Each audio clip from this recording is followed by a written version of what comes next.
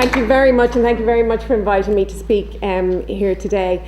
Really interesting to listen to the others talking, and kind of, I'm taking off, okay, I think I might be on the right track with some of the things that I'm doing, because I'm not actually an educator, and I'm not involved in literacy in any way in that has been mentioned here today. Actually, health literacy really is more of relevance here to me today. And just before I start talking about brain health, I just wouldn't mind if you wouldn't mind doing like one of those classroom things, a little show of hands. Can I ask how many of you brushed your teeth this morning before you came here? It's pretty much all of you, and I can hazard a guess, I think I'd win money of it if I went into a bookies, I could hazard a guess that most of you will brush your teeth this evening as well. So that's twice a day, okay? So you have all got really good dental health literacy. Okay? You've been doing it all your life. You were trained to do it from when you were a child. Why do you do it? You do it because it increases the likelihood that you won't have pain, toothache, you won't lose your teeth, you won't have to wear dentures, or at least you'll push out the time before those terrible things will start to have to kick in. Now, can I ask another question? How many of you have done something today consciously for your brain health? Well done. There's a few of you there. Very consciously. You know, your brain is the engine. It drives everything. You cannot do anything without your brain. You can't even sit where you're sitting. Nothing. It is the centre. You can get dentures. So I'm very passionate about what I do, and where I'm at on a big European research project at the moment is trying to raise awareness about brain health. I just want people to start thinking about it. Really nothing more than that. Just start thinking about it. Just start trying to incorporate one thing every day into your life that's good for your brain. But most people don't know what's good for their brain, or don't know what to do, and so I have to start with awareness and education and building up that brain health literacy. So when I started this project, I received funding from the European Commission. The first thing I did was I went out and I asked the general public what they feared most about growing old. And most of them told us that they feared losing their memory, losing their independence, and that dementia was the disease that they feared most. And unfortunately, they're bang on, because that challenge is one of the biggest challenges facing society. We're all living longer, but unfortunately the quality of those extra years is not as good as we would like it to be. I'm not going to go into these are quite depressing figures, but dementia really is a global health, and it's an economic emergency.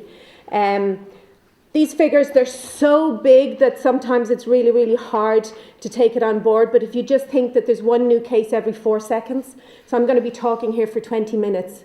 So imagine how many people during this 20-minute talk have been diagnosed with dementia. It's kind of scary. Unfortunately, a cure, like a single pharmaceutical cure, is very, very unlikely. And that's because dementia is a very complex disease. And that's, in some regards, where some of the hope springs from, because lifestyle factors seem to infer some sort of protection, and there are risk factors, but risk factors that can be modified. So worldwide, the cost of dementia actually, it currently costs more than cancer, cardiac and stroke care combined. And for me, as a researcher, the big thing on that is, if you look at that bottom line, dementia research only receives 5% of the funding that cancer research receives. Now, we're way back where cancer was 30 years ago. I remember, people didn't speak out loud about cancer. I remember whispering and saying, she has the big C. And we're kind of still there with dementia. People aren't talking openly about it. And that then comes down to, it presents with educational literacy, health literacy issues, because if people aren't talking about it, there's fears, and they're not seeking proper and adequate healthcare. And in some instances, they're worrying unnecessarily. So failing mental function actually prevents millions of older adults from living independently. So the programme that I work on is the NEIL programme in the Institute of Neuroscience in Trinity College, Dublin.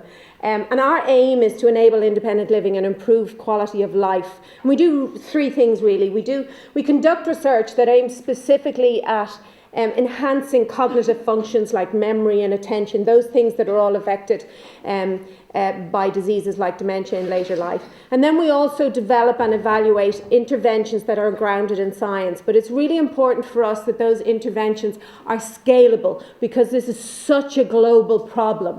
One-to-one types of interventions, whilst they may work, they're not going to solve or tackle the problem.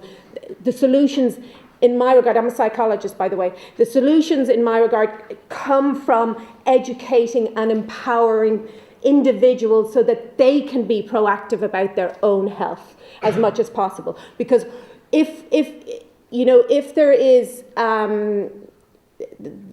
the only chance we have against this big challenge really will be, it will require multimodal intervention. So it will require the individual to be doing things and making things and changes in their life.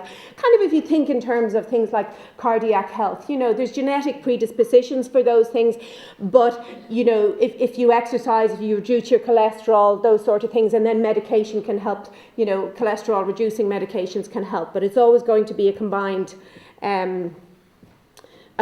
issue. So the third part then of what we do is that education part that I want to empower. So that's really just what I'm going to talk about here today.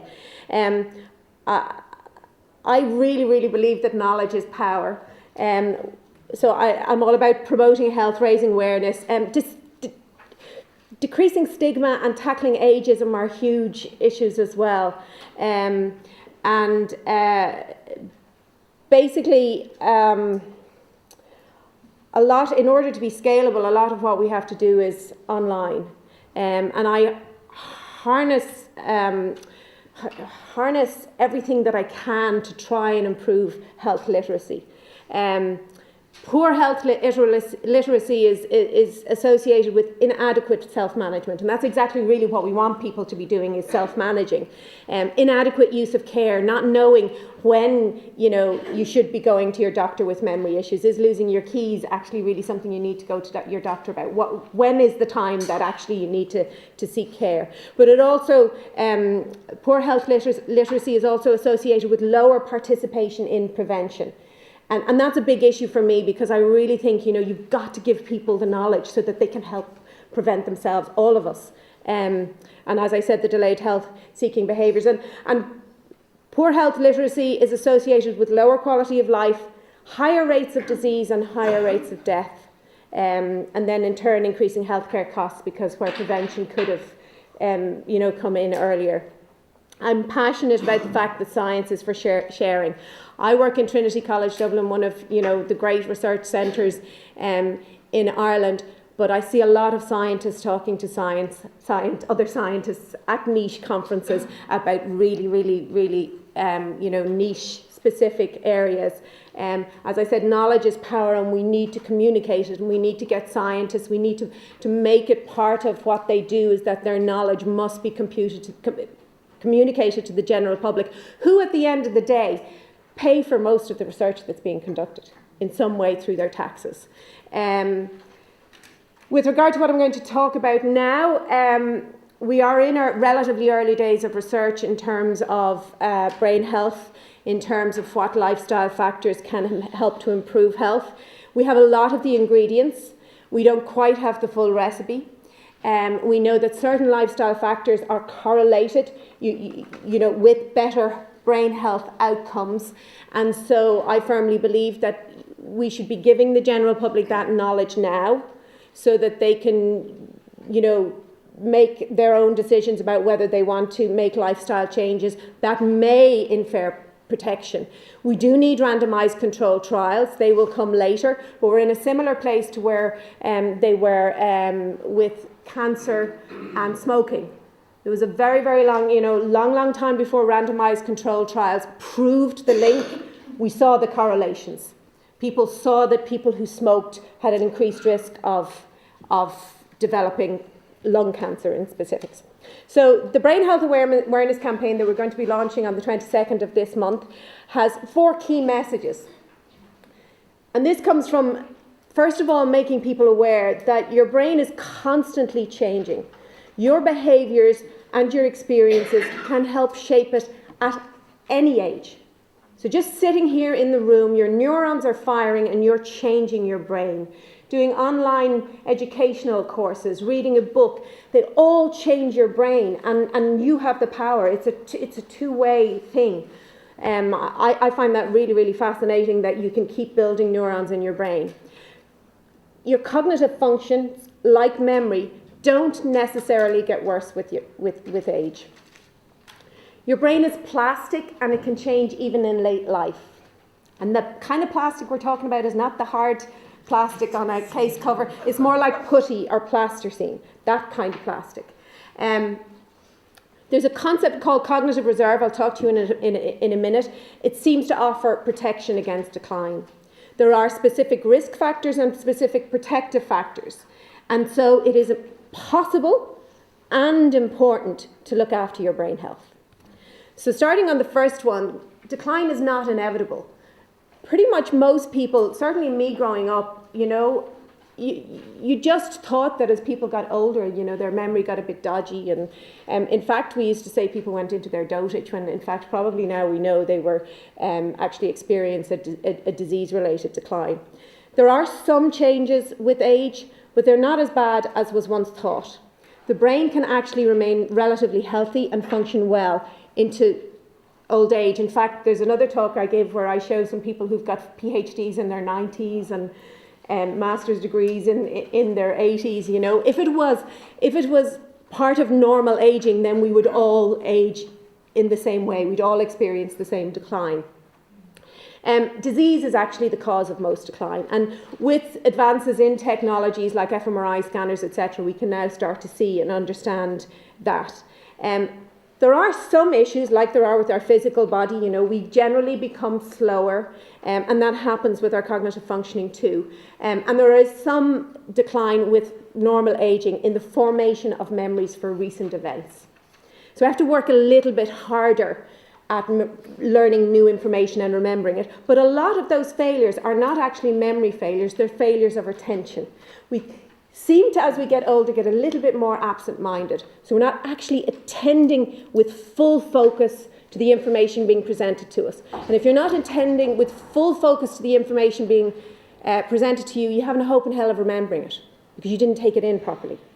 So that's kind of a key thing when you get older, is actually probably have to work a little bit harder at the front end when the information is coming in. Neuroplasticity. This is one of the most exciting discoveries of recent years.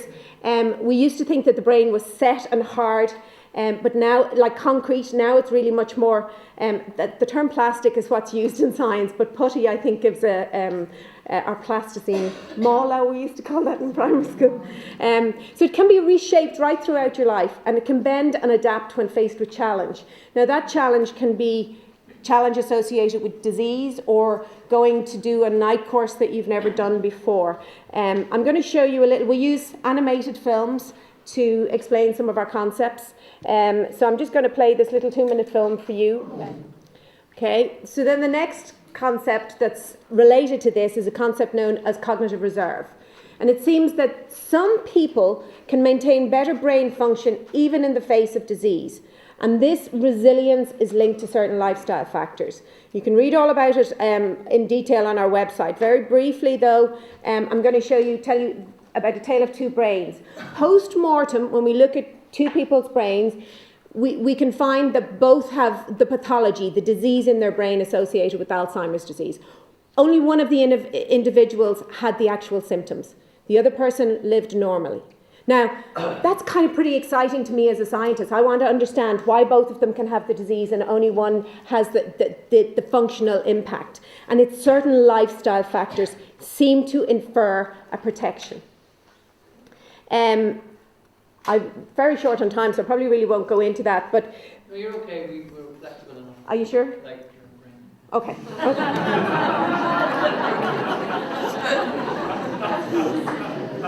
Okay. Okay, so basically, Hall et al., they conducted a study where they looked at the relationship between, they were looking at education and stimulating activities and how they contributed to this thing that we call cognitive reserve. It's like money in the bank later in life. Somehow, you have money to help, you can have extra neurons or some sort of reserve that offers this protection against disease. So they looked at 488 healthy at the start of the study adults. This was the Bronx Healthy Aging Study, and they followed them over 5 years, and they looked at them every 12 to 18 months. Now, the stimulating activities that these people engaged in were things like reading, writing, crossword puzzles, board games. That's my bell, but board games, card games, social discussions, playing music. So right across the board, interesting. Across the lifespan of the study, 101 of them developed dementia.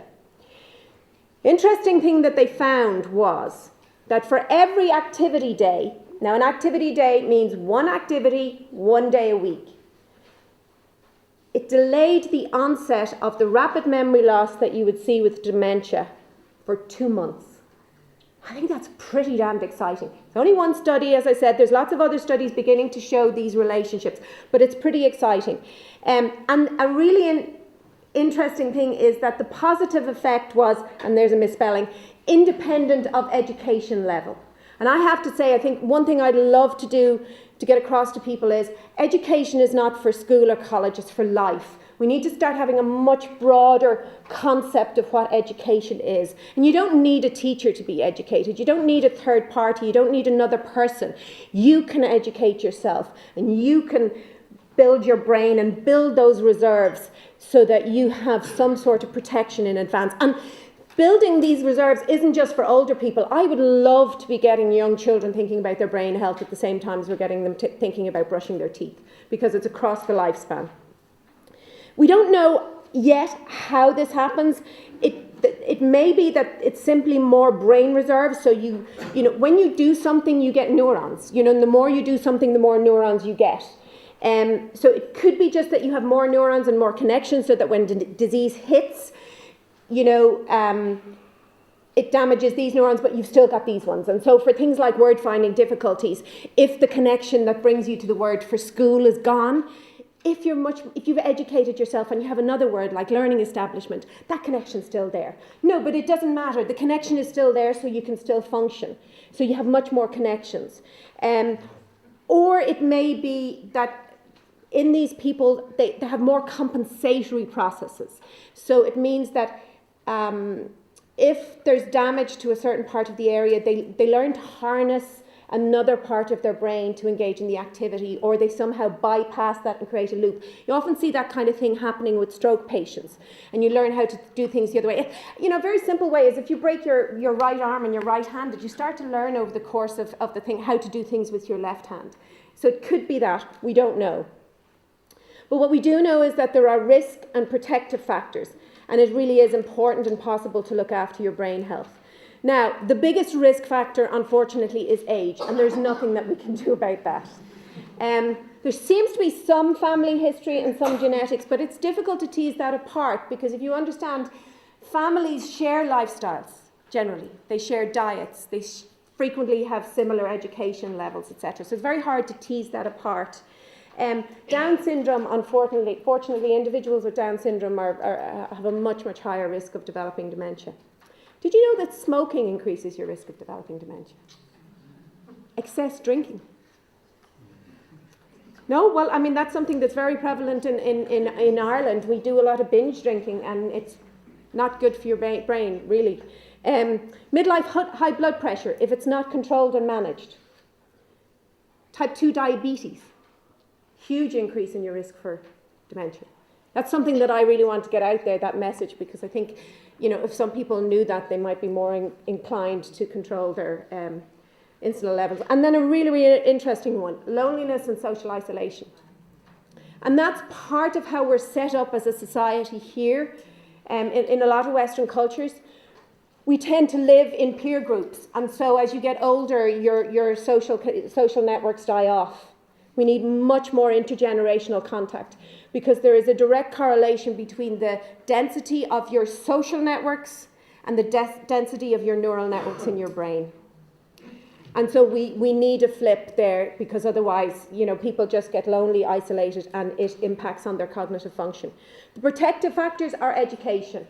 Now, a lot of the basic science looks at, I'm just finished, I'm sorry, I really do talk too much, I'm very passionate about what I do. A lot of the basic science looks at educational level in terms of a formal education.